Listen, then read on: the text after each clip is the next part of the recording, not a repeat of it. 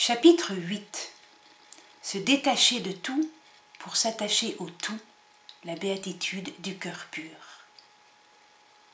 Tu aimeras le Seigneur ton Dieu de tout ton cœur, de toute ton âme, de toute ta force. Deutéronome 6, verset 5. Marthe aime Jésus comme il a aimé, de tout son cœur, de toute son âme, de tout son pouvoir. Les mots de Marthe vibrent d'enthousiasme. Je suis éperdue, dilatée, ravie, folle d'amour, ivre de Dieu, de la pureté, de la grandeur, de l'immensité de sa vie. La fidélité à l'alliance s'appelle aussi virginité. Isaïe, chapitre 62, verset 5. Une virginité du cœur qui est comme consacrée par Dieu, qui va donner une plénitude. Jésus a promis, heureux les cœurs purs, ils verront Dieu. Matthieu 5, verset 8. Le Christ, Dieu fait homme, rend purs ses disciples. Vous êtes purs, Jean 13, verset 10. Purifiés par la foi, Acte 15, verset 11. Purs parce que Jésus devient le fondement de l'être. Lui en nous. Jean 17, verset 23. C'est déjà eucharistique. Il est vrai que la vision de Dieu est disproportionnée par rapport au mérite humain. Elle ne peut être qu'un don de la miséricorde divine. En même temps, pour voir Dieu, il faut avoir un cœur pur. Autrement dit, il y a bien un mérite humain. Marthe écrit « Se garder toujours pure et toujours immaculée dans l'amour, comme une vierge épouse du Christ, pour mériter la rassasiante vision de Dieu, Trinité adorable, beauté immaculée, abîme de pureté. » Marthe ne peut pas tout nous dire de son union à Dieu. Elle nous confie « Me voici seule enfin. Seul avec Jésus, seul. Dans le grand silence de la nuit, dans le silence des créatures et de la nature, si favorable à l'intimité, à l'union d'amour, et qui béatifie si bien toute félicité intérieure, mettant dans l'âme une atmosphère d'éternité. Ah, qu'ils sont chastes et doux les entretiens avec Jésus. Qu'elle est pure dans son entière intimité, l'union avec lui. Saint Augustin disait que la chasteté nous recompose. Elle nous ramène à cette unité que nous avions perdue en nous éparpillant. Les Confessions, livre 10, chapitre 29. C'est l'amour de Dieu qui nous reconstruit dans l'unité. Marthe témoigne « Oh, je ne m'en irai plus, j'ai trouvé l'amour, j'ai trouvé mon centre. » Cette image du centre pourrait évoquer l'image que saint Louis-Marie de Montfort prend dans la finale du Secret de Marie, pour parler de la consécration à Dieu par Marie. Il prend l'image de Marie, arbre de vie en nous, qui est planté donc au centre du jardin de la Genèse et que l'Esprit Saint plante dans nos cœurs, au centre, qui s'élève vers le Père des Lumières et porte comme fruit Jésus, le fruit de vie. À travers cette image, il suggère une vie centrée sur le Christ, centrée sur Dieu. Vie centrée sur Dieu, chasteté et discrétion, vie de Marie en nous, vie par Marie, tout est lié. Marthe prie. Ô ma si tendre mère, aidez-moi à reposer amoureusement sur le cœur de mon Dieu, de mon Jésus, même si c'est la nuit, même si je ne l'entends pas, et même s'il veut que je ne sente plus si je suis sienne. Il me donne tant de moyens d'aimer, et d'aimer toujours davantage, aujourd'hui et encore plus demain. Vous seule, ô douce médiatrice, pouvez lui dire l'affection, la tendresse, l'inébranlable amour de sa petite épouse. Je n'en veux pas d'autre que vous pour le lui faire savoir. Parlez vous-même à la Trinité. Heureux les cœurs purs, parce qu'ils tressaillent de joie en Dieu. Cette nuit, j'ai goûté la douceur des larmes pleurées dans les bras de Jésus.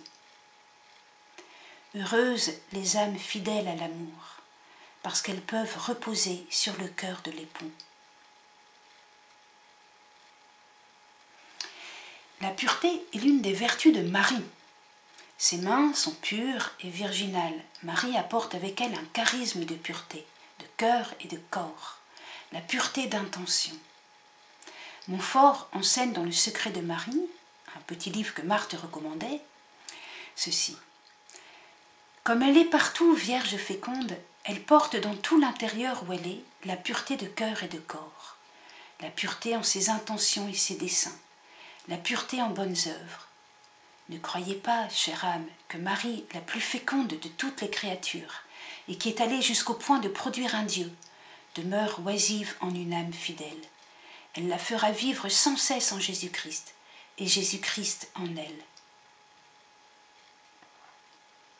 Alors il dit en latin, Galates chapitre 4, verset 19. « Mes fils, que j'enfante jusqu'à ce que le Christ soit formé en vous. » Et il continue, « Et si Jésus-Christ est aussi bien le fruit de Marie en chaque âme en particulier que par tout le monde en général, c'est particulièrement dans l'âme où elle est que Jésus-Christ est son fruit et son chef-d'œuvre. » Un autre moment, Montfort demande à Marie que votre vue continuelle de Dieu remplisse ma mémoire. Heureux les cœurs purs. Marthe reçoit la plénitude. Donc, vous allez voir la gravité, la sainteté, la grandeur, la beauté que l'être humain trouve en Dieu. En réponse, elle se donne totalement. Nous lisons dans son journal. « Ô Vierge fidèle et si pure, en tout et partout mon soutien, mon refuge, mon si pur et si parfait modèle. Pénétrez-moi du respect, de l'amour, de l'abandon filial à toutes les volontés du Seigneur.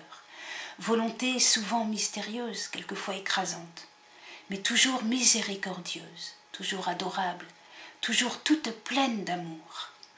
Apprenez-moi, ô ma mère, à fuir tout ce qui pourrait en amoindrir, en diminuer, la gravité, la sainteté, la grandeur et la beauté. » Il s'agit donc bien d'une plénitude, mais qui est atteinte à travers des épreuves. Marthe réfléchit. C'est peut-être par les épreuves qui semblent le plus vouloir m'anéantir, me réduire à l'incapacité, que s'accomplira la réalisation de mes plus ardents désirs, de mes plus ferventes prières, de mes plus suppliantes demandes.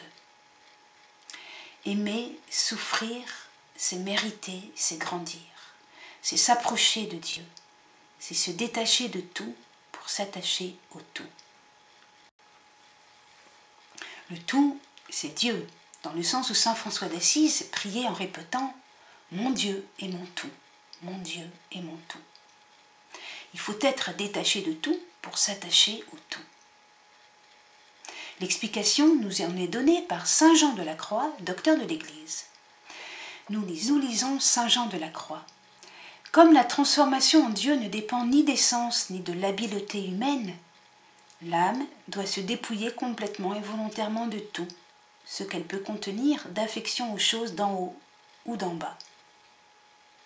Elle le fera dans toute la mesure où cela dépend d'elle. Et alors, qui empêchera Dieu d'agir en toute liberté dans cette âme soumise, dépouillée, anéantie? Isaïe et saint Paul ont dit « Ce que Dieu a préparé à ceux qui l'aiment, l'œil de Dieu ne l'a point vu, son oreille ne l'a point entendu, son cœur ne l'a point goûté, son intelligence ne saurait le concevoir. » Hébreux chapitre 11 verset 6, Isaïe chapitre 64 verset 4. Voilà pourquoi celui qui suit ce chemin ne verra la lumière qu'en aveuglant ses puissances, comme notre Seigneur nous l'enseigne dans l'Évangile en ces termes. « Je suis venu en ce monde afin que par un juste jugement, ceux qui ne voient pas voient et ceux qui voient deviennent aveugles. » Cela ne signifie pas que le surnaturel s'opposerait au naturel, ce que dit Marthe sur la réalisation de ses plus ardents désirs et de ses plus suppliantes demandes est la conséquence de sa transformation en Dieu. Notre être est pauvre, indigent, mais en Dieu, tout est réel, tout est vie. Mon Jésus sera ma force, mon amour et mon espoir. À toi et en toi je remets ma volonté, mon libre arbitre, mon esprit, mon âme et mon cœur, de manière que toi seul puisses voir notre grand et doux amour, Jésus.